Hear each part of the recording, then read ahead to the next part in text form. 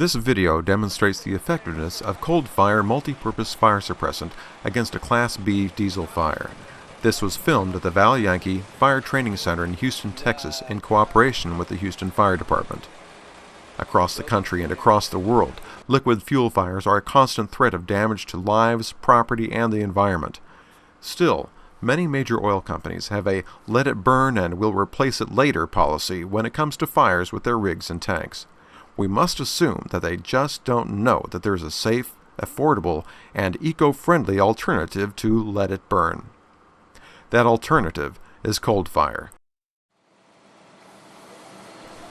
In this demonstration, we've filled this 40-foot open tanker with water to prevent structural damage and floated 165 gallons of off-road diesel fuel on the top.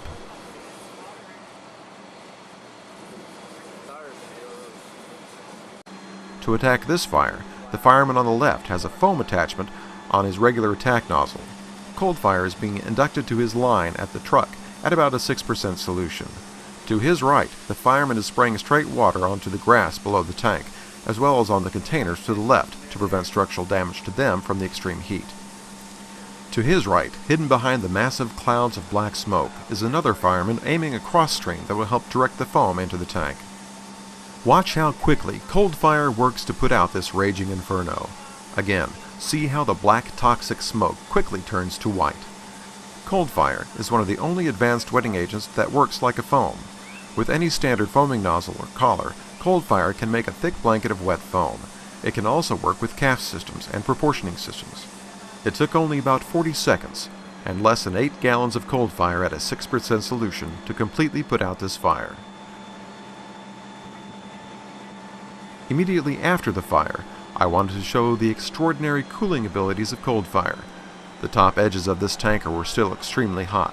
With nothing but a 12-ounce spray can, I spray a small section of the top of this tanker with cold fire. Look closely, and you'll see how as it cools the metal, more cold fire starts to stick. As soon as it stops evaporating off, the metal is cool enough to touch, while the metal around it is still extremely hot. What this means is that the cold fire not only puts out the fire, but it lowers your risk of serious structural damage to the equipment. It also means much lower risk of reignition, and the fireman can get in and start working the scene that much quicker.